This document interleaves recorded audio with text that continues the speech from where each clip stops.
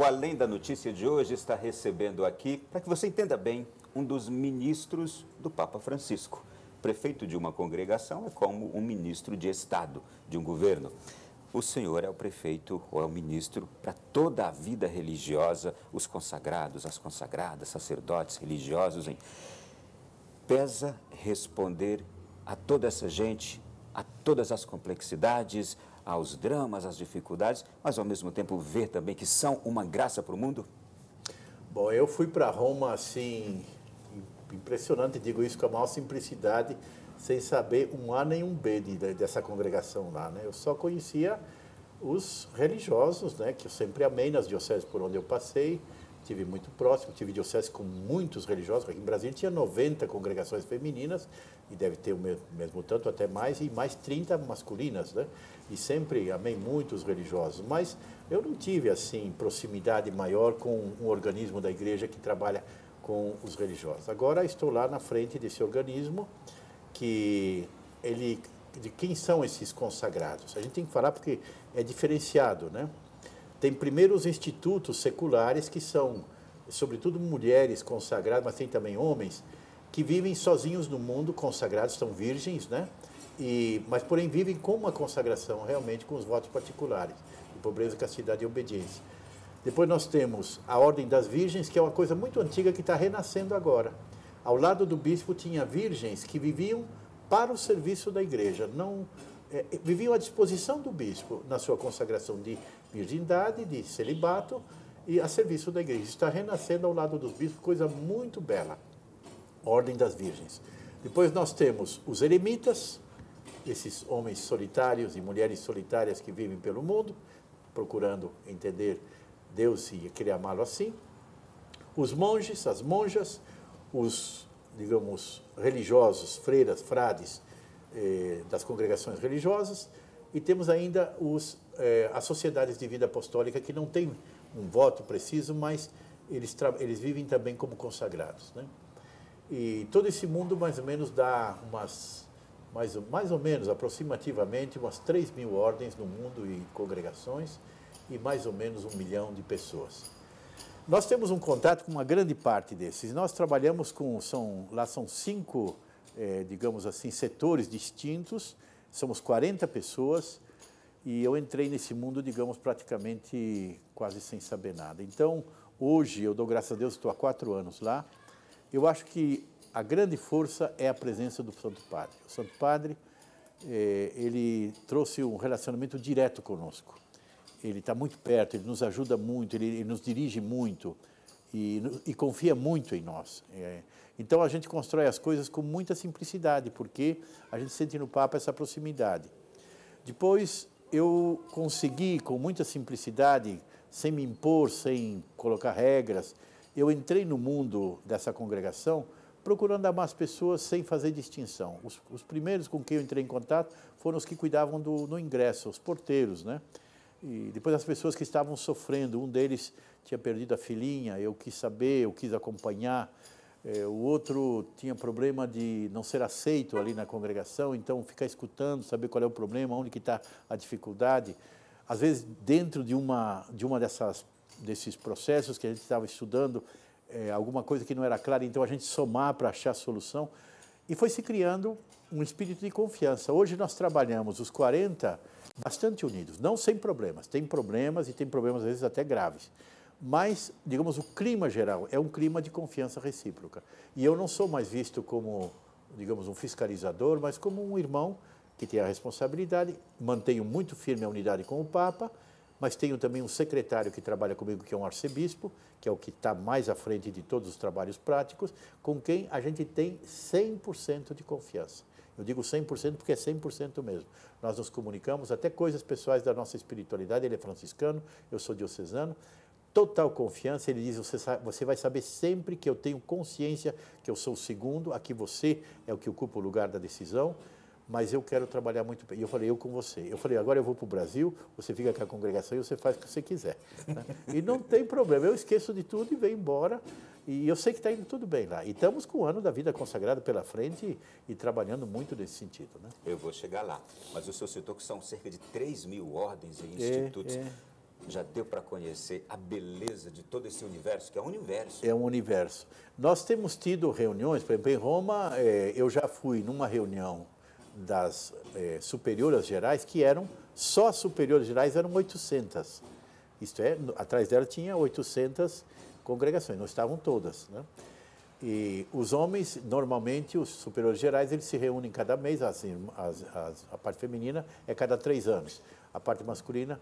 Então, eu vou também para a gente respirar um pouco e dar também a conhecer, e também dialogar com eles, né? Com os homens é todo mês, porque eles fazem a reunião deles, são 125 religiosos, porque está crescendo muito esse trabalho de união entre nós, de proximidade, de diálogo, e isso favorece muito, digamos, o conhecimento. E depois nós visitamos muito as congregações em Roma e vamos viajar pelo mundo. Eu tenho umas 10 viagens marcadas pelo mundo afora, desde a Coreia até, digamos, o Timor-Leste, Brasil, Estados Unidos, e nós vamos, eu e ele, para lugares diferentes e vamos visitando, e vamos não para cobrar nada, nós vamos para repartir a luz que nós temos, para ouvir o que eles querem dizer e para escutar as dificuldades e para ver como é que nós ajudamos. E essa mudança é que criou esse elan, essa vontade de caminhar. A gente está vendo os religiosos com uma, não todos, mas uma grande parte com uma alma nova, alegre, feliz, e isso dá um retorno a gente muito grande. Dom João, os religiosos são essa presença da igreja, por exemplo, no mundo das escolas, no mundo da saúde, são a presença da igreja nos campos, nas periferias, nas zonas rurais, onde a igreja estende seus braços, estão lá os religiosos, e eles também são humanos, e eles vivem também neste tempo, nesta cultura. O universo da vida religiosa passa por quais dificuldades no momento, inclusive para nós, igreja, entendermos melhor, amá-los mais e rezar por eles. Como não, como não. Então, digamos assim, é um pouco diferenciado, né? Na vida consagrada hoje, 2 grandes problemas que estão presentes na Europa, nos Estados Unidos, no Canadá, na Austrália, mas também já aqui na América Latina, já bem acentuado, é o envelhecimento das pessoas que estão na vida consagrada.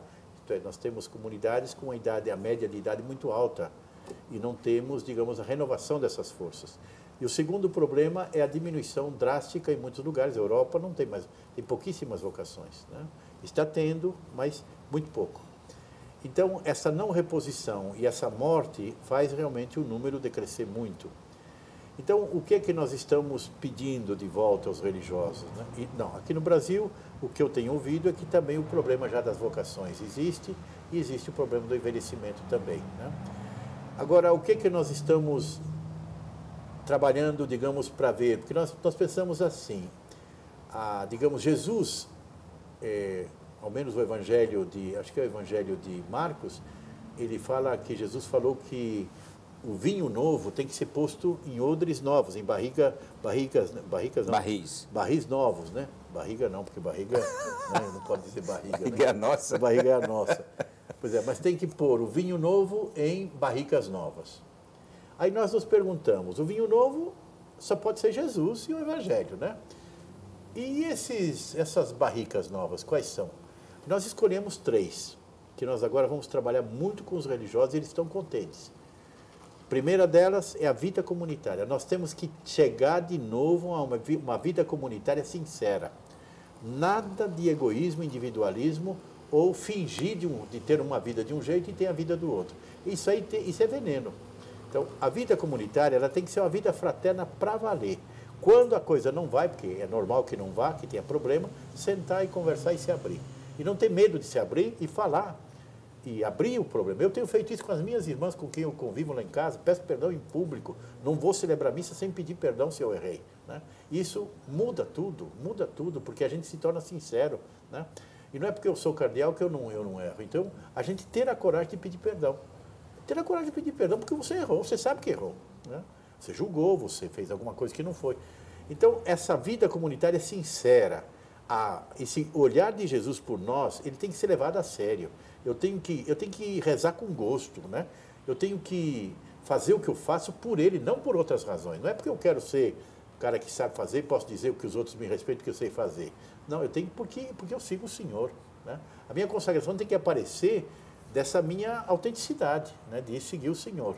Aí tá. As obras são secundárias nesse sentido, embora sejam importantíssimas, mas elas vêm em segundo lugar. Quando as obras começam a matar uma congregação, uma consagração, é mau sinal, porque nós estamos trabalhando para nós mesmos. Nós estamos mantendo estruturas e mantendo obras que não devem mais existir, devem sair. E que o que deve ficar é realmente a nossa união na vida comunitária seguindo o Senhor.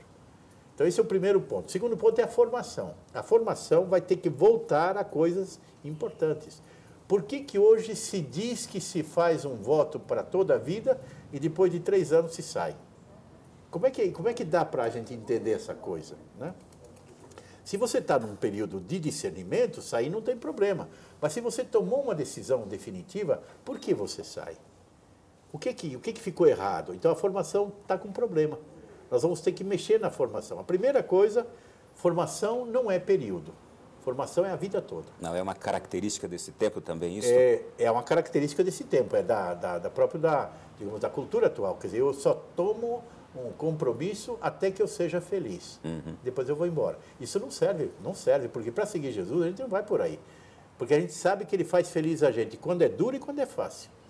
Só que eu tenho que ter coragem de passar por certos passos, porque senão eu não vou para frente, né? Porque a graça vem enquanto eu caminho, não vem enquanto eu fico fora, esperando que a graça chegue. E a formação deve preparar, então, aquele candidato para isto. Aquele candidato e aquele que já está na vida. Não só, mas a comunidade na qual você vive forma você. Não é só o noviciado, não é só um momento de formação especial. A família forma você, os meios de comunicação formam você, as suas amizades formam você, o seu modo de se relacionar. É um mundo de coisas que nós temos que prestar atenção, porque nós não somos feitos para viver dentro de uma redoma. Nós estamos no meio do mundo, sujeitos a qualquer coisa. É ali que a gente tem que ser discípulo de Jesus. Sempre foi assim. Agora os cristãos do Meio Oriente estão lá, né, botando o pescoço para ser cortado, né, e não saem, porque dizem, nós seguimos Jesus.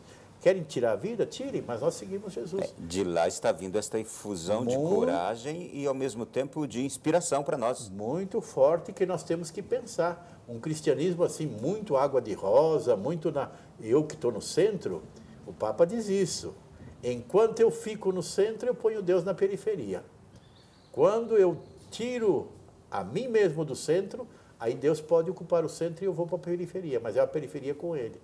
É ali que está a questão. Esse jogo com o Senhor é que tem que acontecer de verdade, né? A nossa vida ela vai mudando conforme o empenho que o Evangelho e Deus vai nos pedindo. Então, essa vida, essa formação tem que se tornar contínua, a vida todinha, até o último suspiro. Os formadores têm que saber que eles não são formados, eles estão em formação, eles estão numa etapa da formação. Então, isso tira também esse negócio de ficar olhando para o formador como modelo. Formador não é modelo de ninguém, não. Formador é um lutador com todo mundo. Ele é um irmão que está ali por aquela graça especial, mas é um lutador que segue Jesus, que segue o fundador. E que se errar não é causa para a minha desistência Nem também. desistência, porque eu vou com ele vai pedir perdão, ele vai recomeçar, eu vou recomeçar com ele. Essa normalidade da nossa vida precisa voltar. A formação é uma coisa muito séria. O Papa nos alertou. Vocês cuidem da formação, do discernimento. Fazer entrar pessoas só para aumentar número, só para resolver problema de trabalho, isso aí é um veneno. Esse é um ponto importante que eu já ouvi, de fato, o Papa citar. Sim, a questão de não aceitar qualquer candidato só porque hoje temos uma baixa nas vocações. Não. A vocação é uma coisa que vem de Deus, a vocação é uma coisa simples, mas profunda. Eu tenho que ir ajudando a discernir. Eu não posso dizer, vou trazer porque estou precisando. Isso aí é manipular. A vocação não é isso, né? E depois a terceira coisa que nós queremos atacar de frente, né, e estamos atacando já, é a questão do poder, né? O poder, ele tem duas formas. É a autoridade dentro da igreja, né, dentro da sociedade, e ele tem também o outro poder, que é de lascar, que é o poder do dinheiro, né? Então, como é que tem que ser isso? Nós estamos pensando assim. O Papa diz que nós temos que distinguir poder e potestade. O poder, na igreja, é unicamente serviço de irmão. Seja superior geral, seja bispo, seja padre, seja diácono, é um serviço aos irmãos, não é uma dignidade a mais. E nós estamos realmente contaminados porque achamos que ser bispo, ser padre, é ter uma dignidade a mais. Então tem os cristãos de primeira classe e os cristãos de segunda classe. Aqui está o proletariado, né? que não tem direito a coisas do Espírito. Isso aí é destruir a igreja. A igreja não é feita de castas, nem de classes. Ela é feita de irmãos. Então, voltar a ser irmão é perder poder, é ganhar em serviço. Isso não adianta falar. Tem que mostrar pelo modo de você ser. Se você é irmão de verdade, aí você pode ser autoridade. Aí você pode obedecer. Aí você pode fazer aquele ministério, aquele serviço, aquela outra coisa. Se você não é irmão, você estraga as pessoas. Como autoridade, você manipula, e como aquele que obedece, você fica infantil. Né? Você não é nem gente. Né? E a última coisa é a questão do poder, do dinheiro como poder. Nós nos tornamos cristãos capitalistas. Né? Nós hoje acreditamos mais na banca, digamos, na conta no banco, ou no dinheiro que nós temos, ou nas propriedades que nós temos, do que na providência. Isso está totalmente invertido. Né? Nós temos que voltar a poder realmente pôr em comum muito mais os bens. Eu saí do retiro do Papa, o nosso pregador pediu, vão vocês cardeais, peguem a conta de vocês, vão lá no banco e tirem um dinheiro de lá e põem para o Papa dar para os pobres. Eu fui lá e fiz isso já. Não foi muito, mas um pouquinho eu fiz. Né? Mas me deu uma liberdade interior e me mostrou que eu não posso ficar fazendo economia. Eu fiz economia do meu salário, não tinha outra coisa, né? Mas eu estou repartindo, por exemplo, isso porque eu sinto que é um apelo para essa pobreza que a gente tem que ter. Dom João, naturalmente, a detecção desses pontos já é importantíssima. Sim. Todavia, como agora pôr isto em prática? De que forma? Como o Senhor, as congregações e o Papa pensam em levar isso adiante? Sim, como não? A única estrada, a melhor estrada é mudar nós mesmos. É começar dentro da nossa casa. O meu primeiro irmão, minha primeira irmã é quem está comigo. É ali que tem que circular os bens, ali que todo mundo tem que saber de tudo, ali que a gente tem que se confiar um no outro, ali que ninguém é maior do que o outro. Mas isso não pode ser imposto, isso tem que ser conquistado. Começar ali, começar a dar o sinal de uma coisa nova. Né? E aí você passa para o outro campo, você pode dizer isso, você pode numa entrevista falar, numa experiência dessa, como nós estamos fazendo agora. Mas se eu começar a inventar coisa aqui para vocês que eu depois não faço, isso aqui não tem valor nenhum. Né? E não quero também que ninguém fique sabendo por que eu estou fazendo, mas o que eu faço como verdade eu posso comunicar. E isso é que modifica, porque o que modifica não é a minha capacidade, mas é a força de Deus e do Evangelho. Mas ela precisa existir. Se eu boicoto isso, não vai para frente nada. Eu acho que é nesse sentido. Agora, nós mudando a nós mesmos, a mudança vai acontecendo em tudo. Porque todo relacionamento que você cria nessa dimensão. Eu, por exemplo, no livro, uma das coisas que eu tinha mais cuidado é que o que está escrito aí seja verdadeiro. Né? Eu fiz isso. Muito bem. Estamos conversando com o Dom João Braz de Avis. Você já percebeu que a nossa conversa, nosso diálogo aqui está sendo muito frutuoso. E o último bloco, daqui a pouquinho, depois do intervalo, nós vamos conversar com o amigo, o colaborador do Papa Francisco, João Braz de Avis, que vai nos falar coisas importantes sobre o Papa, como ele ali de perto percebe tantas coisas preciosas que esse Papa tem feito. Já, no próximo bloco.